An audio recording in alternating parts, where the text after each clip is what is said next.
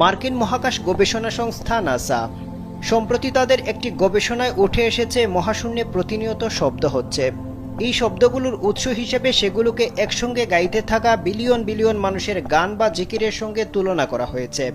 NASA এই শব্দগুলোকে রেকর্ডও করেছে, যা শোনা যায় জিকিরের ধ্বনির মতো। চলুন একবার শুনে নেওয়া যাক মহাকাশের সেই ধ্বনি।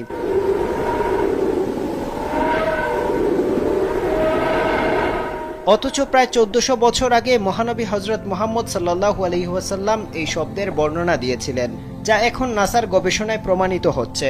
রাসূল সাল্লাল্লাহু আলাইহি ওয়াসাল্লাম যখন মিরাজ থেকে ফিরে আসেন, তখন তাকে সাহাবীরা প্রশ্ন করেছিলেন, হে আল্লাহর রাসূল, আপনি মহাকাশে কি দেখে এসেছেন?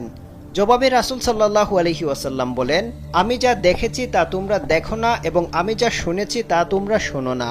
মহাকাশে প্রচণ্ড কাঁপুনির শব্দ হচ্ছে। তার কারণ হলো মহাকাশে 4 আঙ্গুল পরিমাণও জায়গা খালি নেই।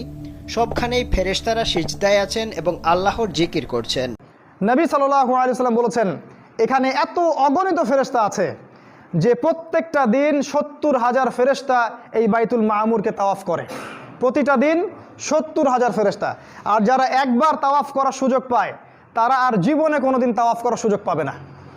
আর আল্লাহ পাকের ফেরেশতার সংখ্যা কত একটু চিন্তা করতে থাকেন।